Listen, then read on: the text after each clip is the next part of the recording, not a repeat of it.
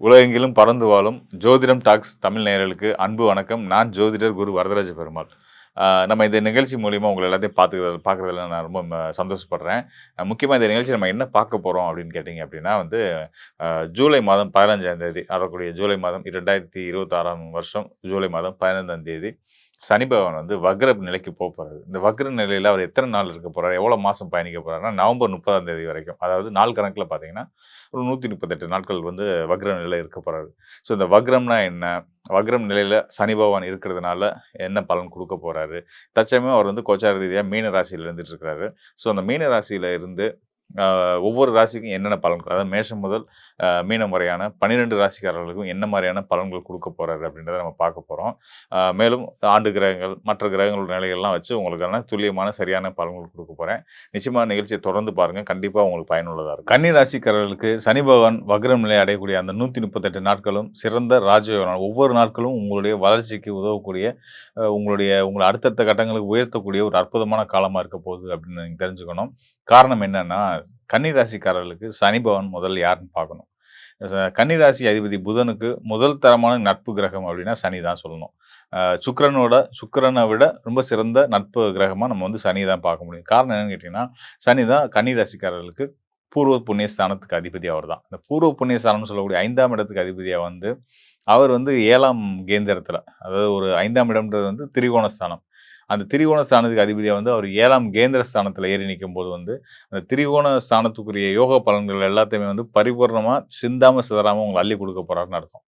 ராசிக்கு 7ஆம் இடத்துல இருக்கிறது கண்டகச்சனி. கண்டகச்சனி காலம் வந்து தொந்தரவு தானே குடுக்கும் அப்டின்னா, அது பொது விதி. மத்த ராசிகள் கூட செல்லுபடியாகும். கன்னி ராசிக்கு அவர் தான் யோகர் ஆயிட்டாரே. அப்ப யோகருடைய பார்வை எப்படி நமக்கு கெட்டது? நமக்கு நல்லது செய்றவங்க பார்வை நமக்கு நல்லது தானே எப்பயுமே செய்யும். அந்த வகையில சனியுடைய பார்வை வந்து கன்னி ராசிக்காரர்களுக்கு கண்டிப்பான முறையில் நல்ல பலன மட்டுமே குடுக்கும் அப்டின்றதுனால, சரி ஓகே. நல்ல பலன் குடுக்குறாங்க. அப்ப வக்ரம் ஆகக்கூடிய இந்த நாள்ல எப்படி நல்லத குடுத்துட்டு இருக்கு, நல்லத நிப்பாட்டிட்டு வரா, கெடுத்துட்டு வரா அப்டின்னா, வக்ரம்ன்ற வார்த்தை தான் வக்ரமா இருக்கு. நம்ம பயப்படுற மாதிரி இருக்குன்றத தவிர்த்து, வக்ரம் ஆகக்கூடிய கிரகங்கள் அப்படி பண்ண மாட்டாங்க. தொந்தரவு தர மாட்டாங்க. சொல்லப்போனா, அவங்க குடுத்துட்டு இருக்கக்கூடிய நல்ல பலன்கள, யோக பலன்கள வளர்த்து தான் குடுப்பாங்க. அதிகரிச்சு தான் குடுப்பாங்க. ஸோ அதுதான் வக்ரத்தோட பலன். அப்படி புரிஞ்சுக்கிட்டீங்கனாலே போதும். உங்க வாழ்க்கையில எந்த சங்கடங்களும், தொந்தரவும் இல்லாம நிம்மதியா, மகிழ்ச்சியா இருக்க முடியும். கூடுதலா அந்த 7ஆம், அதாவது உங்க ராசிக்கு 7ஆம் இடத்துக்கு, அதாவது களத்திர ஸ்தானத்துக்கு அதிபதி மீன ராசி. மீன ராசியில சனி இருக்கிறார். அந்த சனிக்கு வீடு குடுத்த அந்த குரு எங்க இருக்காருன்னா, உங்களுக்கு லாபஸ்தானத்தில இருக்கிறாரு. கன்னி ராசிக்கு லாபஸ்தானம்னு சொல்லக்கூடியது வந்து கடக ராசி. கடக ராசியில இருக்கக்கூடிய குரு பகவான் உச்ச பலம் பெற்ற நிலையில இருக்காரு. லாபஸ்தானத்திலிருந்து உச்ச பலம் பெற்றிருக்கக்கூடிய உங்களுடைய களத்திர ஸ்தான அதிபதி, களத்திர ஸ்தானத்தில இருக்கக்கூடிய சனிக்கும் பார்வைய குடுத்துட்டு இருக்கிறதுனால, சனியால உங்களுக்கு தொந்தரவு இல்லன்றத தாண்டி யோகங்கள் மட்டுமே தான் இருக்கு அப்படின்றத உறுதியா, ஆணித்தரமாவே சொல்ல முடியும். கூடுதலா இந்த 7ஆம் இடம்ன்றது வந்து திருமண வாழ்க்கையை குறிக்கக்கூடிய ஸ்தானம்னு சொன்னேன் இல்லையா? ஸோ, அதனால வந்து திருமண தாமதங்கள், திருமண தடை, திருமண விஷயங்கள்ல இருக்கக்கூடிய பிரச்சனைகள், கணவன் மனைவி உறவுல இருக்க சிக்கல்கள், இதெல்லாம் தீர்ந்து ஒருத்தருக்கு ஒருத்தர் சப்போர்ட்டிவா, ஒருத்தரோட வெற்றிக்கு இன்னொருத்தர் வளர்ச்சிக்கு சப்போர்ட்டிவா இருந்து, அ குடும்பமா இல்ல மகிழ்ச்சியா, சந்தோஷமா வளர போறீங்க. பொருளாதார ரீதியா மேன்மை அடைய போறீங்க. அப்படின்றதுக்கு அடையாளமா தான் வந்து 7ஆம் இடத்துக்கு குறிக்கிறோம். லாபஸ்தானம் 11ஆம் இடத்துல இருக்கிற குருவுடைய நிலையின் மூலியமா தெரிஞ்சுக்க முடியுது. இன்னொரு சிறப்பு விஷயம் என்னன்னு கேட்டீங்க அப்படின்னா, இனி வர காலங்கள், அதாவது செப்டம்பர் 1ஆம் தேதியே வந்து பார்த்தீங்கன்னா, ஒரு நல்ல விஷயம் நடக்கக்கூடிய அமைப்பு இருக்கு. சனி ஒரு பக்கம் வக்ரத்தில இருந்தாலும், செப்டம்பர் 1ஆம் தேதி உங்களுடைய ராசிக்கு தன, குடும்ப, வாக்குஸ்தானத்துக்கு வந்துடுறாரு. அவர் உங்க பாக்கியஸ்தானத்து அதிபதியா வந்து உங்களுடைய ராசிக்கு தன, குடும்ப, வாக்குஸ்தானம் துலா ராசிக்கு வர்றாரு. துலா ராசி வந்து சுக்கிரனுக்கு ஆட்சி வீடு மற்றும் திரிகோண வீடு. அதாவது நல்ல பலம் பெறக்கூடிய இடம்னு வச்சுக்கோங்களேன். அவருடைய சொந்த வீடு. ஸோ அங்க வந்து அமர்ந்து 5 மாதங்கள் அங்கருந்து இருக்க போறாரு. செப்டம்பர் 1ஆம் தேதியிலிருந்து ஜனவரி 2ஆம் தேதி வரைக்குமான அந்த 5 மாத காலமும் அங்கேயே தான் பயணிக்க போறாரு. இதுல வந்து நான் அக்டோபர் மாதம் 9ஆம் தேதியிலிருந்து நவம்பர் 30 வரைக்கும் அவருமே வந்து பார்த்தீங்கன்னா, ஒரு வக்ர நிலைக்கு போறாரு. இந்த வக்ர நிலையில இருக்கக்கூடிய காலத்திலயுமே வந்து சுக்கிரன் யோக பலன்களையும், நல்ல பலன்களையும் உங்களுக்கு தரப்போறாரு. சுக்கிரன் ஒரு பக்கம் வக்ரம் பெற்று அவரும் நல்ல யோக பலன்கள் தரப்போறார். அந்த பக்கம் சனி பகவான் ஆல்ரெடி வக்ரத்தில இருக்கிறார். அவரும் நல்ல பலன்கள் தரப்போறார். அவர் குருவுடைய பார்வையிலும் இருக்காரு. அதுவும் ஒரு சிறப்பு. சனி இருக்கக்கூடிய அந்த 7ஆம் இடம் அப்படின்னு சொல்றது மீன ராசி, நீர் ராசி.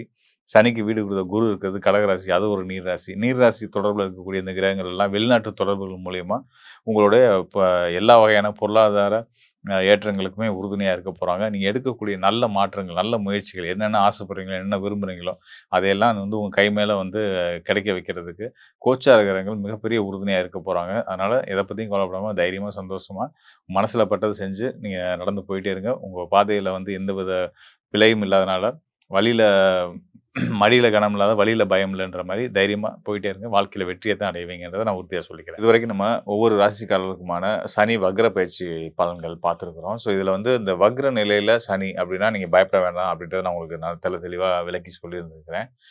சொல்லப்போனா சனியோட நிலை வந்து குருவோட துணையோட இருக்கிறதுனால கண்டிப்பான முறையில நல்ல பலன் மட்டுமே செய்யும் அப்டின்னு சொல்லியிருக்கேன். பெரும்பாலும் சனி பகவான் இந்த காலகட்டத்தில, அதாவது இந்த குறிப்பிட்ட காலகட்டத்தில பெரும்பான்மையான ராசிக்காரர்களுக்கு நல்ல யோக பலன்கள தான் குடுக்குறாரு. நம்ம இத எப்படி பயன்படுத்திக்க போறோம், அந்த கோச்சார பலன் அப்படின்றது மனம் சார்ந்த, அதாவது சந்திரன் அடிப்படையா வச்சு சொல்றதுனால, சந்திரன் மனோகாரகனா வரதுனால, இந்த குறிப்பிட்ட காலகட்டத்தில நம்மளுடைய மனநிலையை எப்படி வச்சுக்கிட்டா சனியால நம்ம ஆதாயம் அடையலாம் அப்படின்ற விஷயத்தையுமே நம்ம உங்களுக்கு டீட்டெயிலா சொல்லியிருக்கேன். அந்த கோச்சார பலன் அப்படின்னு வரும்போதே வந்து, நீங்க நம்ம சொல்லக்கூடிய விஷயத்துக்கு ஏத்த மாரி உங்களுடைய மனநிலைய நீங்க வந்து வகுத்துக்கிட்டீங்க, மனநிலைய வச்சுக்கிட்டீங்க அப்படின்னா, நிச்சயமா சனியாகட்டும், ராகுவாகட்டும், ஏனைய கிரகங்கள், மற்ற கிரகங்கள் எதுவா இருந்தாலும் வந்து பார்த்தீங்கன்னா, நீங்க என்ன நினைக்கிறீங்களோ அதன் அடிப்படையில தான் உங்களுக்கு யோக பலன்கள குடுப்பாங்க. நீங்க எதிர்மறையான யோசிச்சீங்கன்னா, எதிர்மறையான பலன்கள் வரத்தான் செய்யும். அதனால நீங்க பாசிட்டிவாவே யோசிங்க. 12 ராசிக்காரர்களுக்குமே வந்து பார்த்தீங்கன்னா, சனியோட அருள் வந்து வக்ர நிலையில இருக்கக்கூடிய காலத்தில ரொம்ப சிறப்பாவே இருக்கு. இன்னும் சொல்லப்போனா, நீங்க ஆச்சரியப்படுற விதமா வந்து நானே ஆச்சரியப்படுற விதம் உண்ம அதுதான். வக்ர நிலையில இருக்கக்கூடிய சனி, அந்த ஜென்ம சனியா நடந்துட்டு இருக்கக்கூடிய மீன ராசிக்காரர்களாகட்டும், 7 சனி நடந்துட்டு இருக்கக்கூடிய மேச ராசிக்காரர்களாகட்டும், கும்ப ராசிக்காரர்களாகட்டும், எல்லாத்துக்குமே ரொம்ப சிறப்பான யோக பலன் குடுத்துட்டுருக்கு. அத விட கூடுதலா வந்து பார்த்தீங்கன்னா, சிம்ம ராசிக்காரர்கள் அட்டம சனி காலம். அவங்களுக்கே அது நல்ல யோகம் தான் குடுக்குது அப்படின்றத நம்ம டீட்டெயிலா பார்த்துருக்கிறோம் இல்லையா? ஸோ அதுபோல கன்னி ராசிக்காரர்கள், கண்டசனி எல்லாமே டீட்டெயிலா சொல்லியிருக்கோம். மற்ற ஏனைய ராசிக்காரர்களுக்குமே நல்ல பொசிஷன்ல இருந்து தான் நல்ல பலன் தான் குடுத்துட்டு இருக்கிறாரு. சனிய பார்த்து பயப்படுறத தயவுசெய்து விட்டுருங்க. நான் திரும்ப திரும்ப பல இடங்கள்ல அத பதிவு பண்ணிட்டே இருக்கேன். இப்பயும் அதான் சொல்றேன். சனி அப்படின்னாலே கெட்டவன் அப்படின்ற அந்த நெனப்ப விட்டுருங்க. ஸோ இது எப்படிப்பட்ட ஒரு விஷயம் அப்படின்னு கேட்டீங்கன்னா, வெள்ளையா இருக்கவன் பொய் சொல்ல மாட்டான் அப்படின்ற மாரி. அப்ப வெள்ளையா இருக்கவன் பொய் சொல்ல மாட்டான்னா யார் பொய் சொல்லுவா? கருப்பா இருக்கவன் பொய் சொல்லுவான். அப்ப சனி வந்து கருப்பு. ஸோ அவர் தான் கெட்டவன்னு மைண்ட்ல நமக்குலாம் ஃபிக்ஸ் ஆகி வச்சிருக்கோம் பாருங்க. அந்த எண்ணத்த தயவுசெய்து எடுத்து தூக்கி போட்டுருங்க. அந்த எண்ணத்த தூக்கி போட்டீங்கனாலே, உங்களுக்கு நம்ம சனியால எவ்வளோ ஆதாயம் அடையறோம், எவ்வளோ நல்லது நமக்கு நடந்துகிட்டு இருக்கு அப்படின்ற ஒரு உண்மை தெரிய வரும். ஸோ அது தெரிஞ்சு சனி வந்து ரொம்ப நல்ல கிரகங்கள். உண்மைய சொல்லப்போனா வந்து, அவர மாரி வந்து நியாயத்துக்கு கட்டுப்பட்டு, வேண்டியவன், வேண்டாதவன், பணக்காரன், ஏழை, ஏழை அப்படிலாம் இல்லாம, எந்தவித பாகுபாடும் இல்லாம, மனிதர்களுக்குள்ள எந்தவித பாகுபாடும் இல்லாம, இன்னும் சொல்லணும்னா உயிர்களுக்குள்ள எந்த பாகுபாடும் இல்லாம, சமத்துவமா எல்லாத்தையுமே பார்க்கக்கூடிய ஒரு மனநிலையை குடுக்கக்கூடியவர். அவர் நீதிமானும் கூடயா. அதனால வந்து தப்பு யார் பண்ணாலும் தப்பு அப்படின்றத ஸ்ட்ராங்கா சொல்லக்கூடிய அந்த தைரியம் வந்து சனியுடைய ஆதிபத்திய பலம் பெற்றவர்களுக்கு நிச்சயமா இருக்கும். ஸோ அந்த வகையில இதெல்லாம் வந்து சனியோட இயல்புகள்.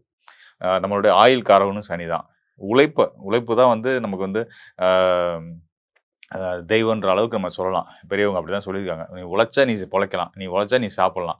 அப்படின்னு தான் சொல்லியிருக்காங்க. அந்த வகையில வந்து ஒரு உழைப்பு நல்லா இருக்கணும் அப்படின்னாலும், அதையும் தீர்மானிக்கிறது சனி பகவான் தான். ஸோ இந்த எல்லா வகையிலயுமே வந்து சனி பகவானுக்கு நெறைய நல்ல பண்புகள் இருக்கு. ஸோ அதெல்லாம் எடுத்துக்கிட்டு நம்ம வந்து அத அதெல்லாம் நமக்கு கிடைக்கணும்னு சனி பகவான்ட்டருந்து கிடைக்கணும் அப்படின்னு நம்ம மனசுல வேண்டிக்கிட்டு, நெனச்சுக்கிட்டு வாழ ஆரம்பிச்சோம் அப்படின்னாலே, இதெல்லாம் அவர் தான் குடுக்குறாரு அப்படின்ற உண்மையெல்லாம் அவங்களுக்கு புரிய ஆரம்பிச்சுச்சு அப்படின்னாலே வந்து, உழைச்சா தானங்க காசு வரும், பணம் வரும். பணம் தானங்க எல்லாமே.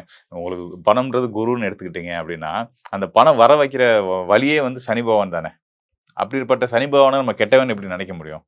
நம்ம உழைப்ப தப்புன்னு நம்ம எப்படி சொல்ல முடியும்? திருடாத, பொய் சொல்லாத எல்லா செயல்களுமே வந்து, எந்த ஒரு உழைப்புமே வந்து நல்ல விஷயம் தான். ஸோ அந்த வகையில நமக்கு நல்ல உழைப்ப குடுக்கக்கூடிய சனி பகவான கண்டிப்பான முறையில நீங்க வந்து கெட்டவனா பார்க்கிறத தயவுசெய்து விட்டுட்டு, சனியால நமக்கு என்னென்ன ஆதாயங்கள் வருது அப்படின்றத பாருங்க. உங்க வாழ்க்கை ரொம்ப இனிமையாவே இருக்கும். மேலும் இப்ப நம்ம சொன்னதெல்லாம் வந்து பார்த்தீங்கன்னா, கோச்சார ரீதியா சனி இந்த நிலையில இருந்து ஒவ்வொரு ராசிக்காரர்களுக்கும் என்ன பலன் குடுக்குறார்ன்றத பத்தி பேசியிருந்தோம். அ இன்னும் மேற்கொண்ட டீட்டெயில் வந்து கண்டிப்பா உங்களுக்கு தேவைப்படும். நம்மள அடுத்த கட்ட நகர்வுகள், அ அதில நம்ம வெற்றி அடைய போறோமா? வெற்றி அடையணும்னா என்னென்ன செய்யணும்? என்னென்ன விஷயங்கள் நம்ம தவிர்க்கணும்? இப்படின்றத பத்தி என்னென்ன நடக்க போகுது நம்ம லைஃப்ல எதிர்காலத்தில இப்படின்றத பத்தி இன்னும் துல்லியமா சரியா நீங்க தெரிஞ்சுக்கணும் அப்படின்னா, இப்ப நம்ம இங்க சொன்னது வந்து கோச்சார அடிப்படையான சந்திரன் உங்க ராசிக்கான பொது பலன் இல்லையா?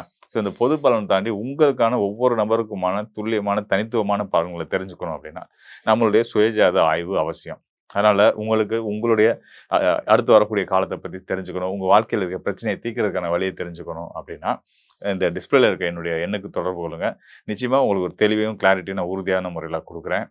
நன்றி, வணக்கம் நண்பர்களே. மீண்டும் ஒரு நல்ல நிகழ்ச்சியில் சந்திப்போம்.